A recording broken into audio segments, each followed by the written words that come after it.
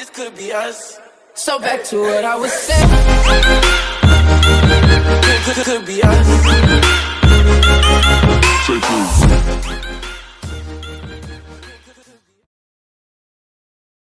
Con José Luis Esper y Carolina Píparo. Buenas noches, muchachos. Muy buenas. ¿Cómo andan? ¿Qué tal, Buenas. Carolina? ¿Vieron? ¿Todo bien? Esper, Creo que hay que firmar ahí, che. Creo que hay que firmar. Es un acta para... Yo preguntaría, ¿qué me quería hacer firmar primero? Claro, no es Ah, un un cheque. cheque, No. Ah. Es un acta que estamos proponiéndolo, puede firmarlo o no, para un compromiso para debatir. Después Ya de te las lo PASO. firmamos, ya te lo firmamos. Esper, ¿cómo se prepara para estas elecciones? Porque hasta ahora usted venía como en un sector del electorado, era como la figura de Esper, ¿no? Digamos, el pensamiento político. Y de repente aparece una figura como Milei en Ajá. el espectro. Para ustedes, más allá de donde cada uno se presente, ¿para ustedes son dos pensamientos distintos o son dos pensamientos iguales? A ver, yo creo que la Argentina necesita hacer un montón de reformas. Económicas ni hablar, pero no termina con lo económico, termina con infinidad de otras cosas, en la salud, en la educación, en la justicia, en la seguridad. Yo creo que hay que dar todo vuelta, te diría, viendo cómo nos va, ¿no? Me parece no resistimos ningún archivo ya, en el sentido de... No hay ningún argumento para pensar que algún día esto va a funcionar, ¿no? Me parece que hay que cambiar todo lo que está haciendo. Creo que Uruguay te marca un poco el camino de lo que hay que hacer. Creo que hay que comerciar con todo el mundo. Uno de los primeros proyectos de ley que vamos a presentar nosotros va a ser transformar al Mercosur en un simple tratado de libre comercio para tener las manos libres para firmar tratado de libre comercio con quien queramos. La gente no da más de pagar impuestos, está demolida pagando impuestos. La gente de trabajo, el comerciante, el industrial, el monotributista, el autónomo, el empleado, no da más. Para lo cual se requiere de una enorme reestructuración del Estado también. No hay baja de impuestos. Viste que ahora están todos hablando de baja de impuestos, ¿no? Bueno, es la nueva demagogia esa. Nadie te dice cómo van a bajar el gasto para que la baja de impuestos sea verso sustentable. esto de las promesas de Pero bajar claro, impuestos. pero sí, te están hablando de bajar impuestos lo que lo subieron antes. Entonces, viste, la gente espero que se dé cuenta, ¿no? Y no hay duda que con 6 millones de trabajadores trabajando en negro tenés que hacer una reforma laboral. No sé qué va a reformar si no. ¿Qué vamos a reformar? ¿La ley de gravedad para bajar el trabajo en negro? Sí, me parece que acá hay 3 cosas esenciales que hay que hacer. Abrirnos al comercio, reestructurar completamente el Estado para poder tener el espacio para eliminar el déficit y bajar impuestos y una reforma laboral que desprecarice el empleo, al revés de lo que se piensa. Carolina, Ya está precarizado el empleo hoy. esta ha sido una campaña pobre. Usted tiene por ahí no la experiencia que tienen otros dirigentes de muchos más años. Y de lo que no se ha hablado mucho es del tema de inseguridad, que es una de las cuestiones que más preocupan a los argentinos. Pero es como que en medio de todo, de la pandemia, de las vacunas, de la situación económica, no sé si da la impresión que el tema de inseguridad ha quedado como un segundo plano, que es lo que más sufre la gente. Exactamente. En la provincia de Buenos Aires la gente sufre mucho la inseguridad. Es uno de los primeros temas que nos toca junto a la economía. Creo que se ha hablado más de gestión y lo que hay que hablar es qué podemos hacer desde el Congreso por la inseguridad. Creo que claramente tenemos que respaldar a la policía, al contrario de lo que ha hecho siempre el kirchnerismo. Tenemos que crear una fuerza federal, hoy nos los muestra Santa Fe. Tenemos que crear una fuerza federal que se dedique plenamente a la investigación y a perseguir al narcotráfico. Creo que se habla poco de lo que se puede hacer desde el Congreso. Se habla de gestión, de quién tiene experiencia de gestión. Bueno, ¿qué podemos hacer desde el Congreso? Esas dos cosas son fundamentales. Crear una fuerza federal contra el narcotráfico y empezar a respaldar de una vez por todas a la policía. También el cumplimiento efectivo de la pena, que no sea 2x3, 4x5. O sea, son 20, son 20. Si quieren discutamos las escalas penales, pero los años que son tienen que ser. Ahora, Carolina, un poco lo decía Edgar, todas las mañanas nosotros hacemos noticiero temprano, hay 3, 4, 5 casos de robo violento, gente que muere en el conurbano. ¿Cuál es la situación? ¿Qué lo evalúan ustedes? En la provincia se cometen más de 500 delitos por día. Obviamente los medios pueden cubrir lo que pueden cubrir. Yo lo que evalúo en lo personal y también con José Luis es que no existe una política criminal. Realmente Frederick es una vergüenza como ministra. Bernie lo único que hace es salir a debatir con ella. En el mientras tanto no anuncian ninguna medida de qué es lo que van a hacer, porque eso va a seguir dependiendo del kirchnerismo. Entonces creo que la oposición, toda la oposición, Lo que debería estar pidiendo hoy es realmente personas comprometidas a cargo de esa cartera. Hoy hay 2 personas que lo único que hacen cada vez que salen es un show, una pelea entre ellos. Esper, usted habló del tema de que todos prometen bajar impuestos y que no se puede. ¿Qué haría usted para mejorar la situación del trabajador en la Argentina? Que está afectado por la inflación, que no le alcanza la plata, que no se sabe qué va a pasar con los servicios públicos cuando vengan los aumentos que tienen que venir. Sí. Bueno, a ver, las 2 preocupaciones centrales económicas que tiene la gente hoy son que no llega a fin de mes y que el trabajo que tiene miedo de perderlo. Entonces vos fíjate que la gente tiene la cabeza quemada porque no llega a fin de mes y el trabajo que tiene, que no le permite llegar a fin de mes, tiene miedo de perderlo. Entonces va a tener un conjunto de problemas. El problema de la inflación, que es el que no permite a la gente llegar a fin de mes, es un problema claramente monetario. Ahí desde el Congreso, que es donde se hacen elecciones este año, uno puede hacer muchísimo. El presupuesto de gasto nunca excede la recaudación que ya tenés, que es enorme. No podés tener déficit fiscal como condición necesaria para no tener inflación. Así que el presupuesto que vamos a discutir el año que viene, cuando seamos electos diputados con Carolina y con otros de nuestra lista, porque nos va a ir bien en la elección, va a ser un presupuesto que mínimo tiene que ser equilibrado, 0 déficit. Y en lo posible tiene que ser superavitario para poder bajar impuestos. La otra cosa que también se puede hacer para el Congreso, para que la gente no tenga miedo de perder su trabajo, como ya lo dije antes, es una reforma laboral. Claramente hay que hacerla.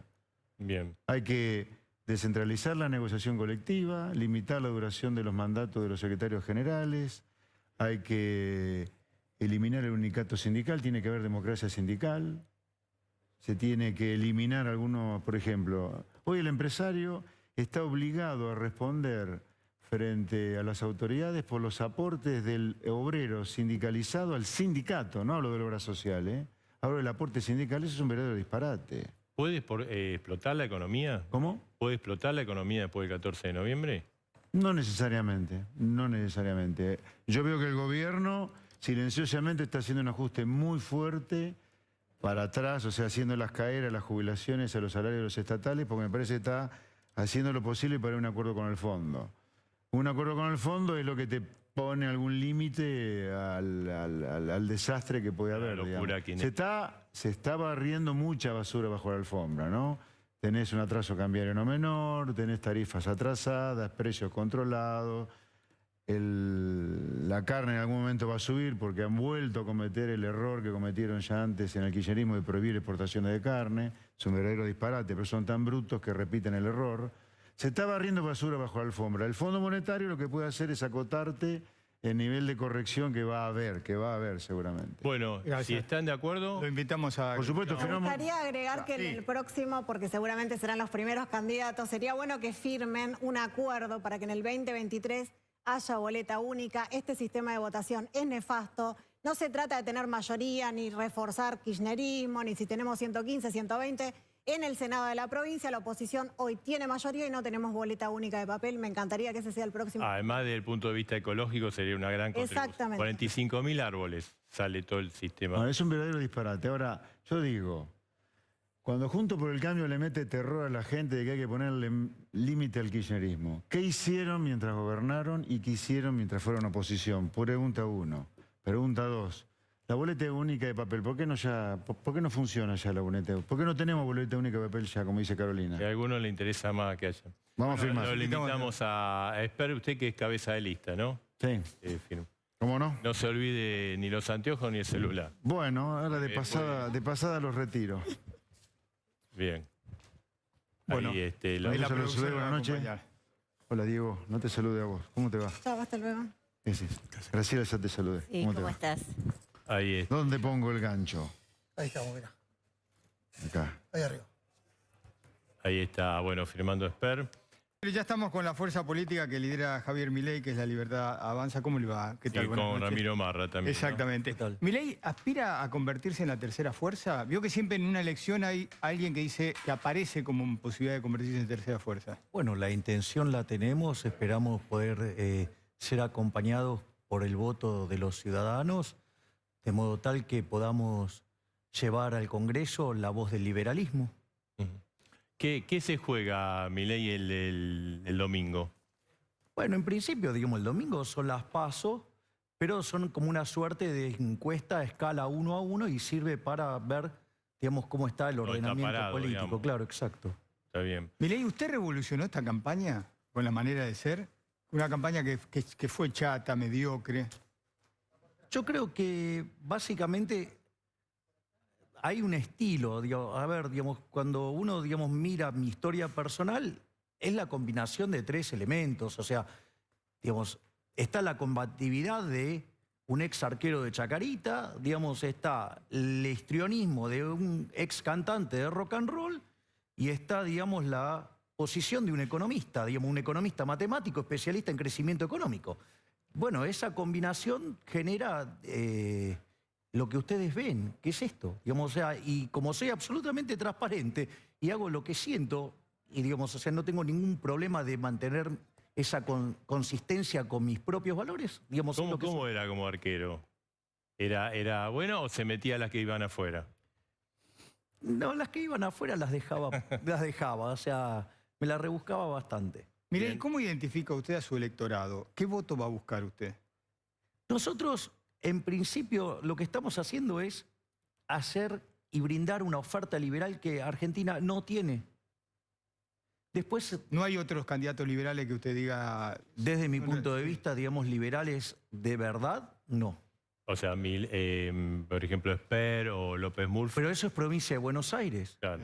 Estoy hablando, Y- digo, yo estoy participando en Capital Federal. ¿Y López Murphy no lo ve liberal? Lo veo que se metió en una estructura socialdemócrata, por lo tanto, ya digamos hemos visto lo que pasó en el gobierno anterior, o sea, entraron con un discurso y después, no, digamos, si tenían liberales, verdaderamente los desaparecieron. Ujú. En el buen sentido, por favor. ¿Y qué propuesta le lleva a usted a los que tienen este pensamiento liberal? Básicamente son 2 dimensiones que tienen que ver con algo general que es una discusión moral de la política. Y en esa discusión moral hay cosas que no voy a hacer y hay cosas que sí voy a hacer o vamos a A ver, proponer. por ejemplo, un ejemplo. Ejemplo, ¿qué cosas no vamos a hacer? Jamás vamos a ir contra la propiedad privada, jamás vamos a ir contra la libertad, jamás vamos a subir los impuestos, jamás vamos a crear nuevos impuestos y vamos a tratar de quitar regulaciones, ¿sí? Esas cosas ni el oficialismo ni la pseudo oposición lo pueden asegurar porque, digamos, todos han tenido una línea en contra de todo eso.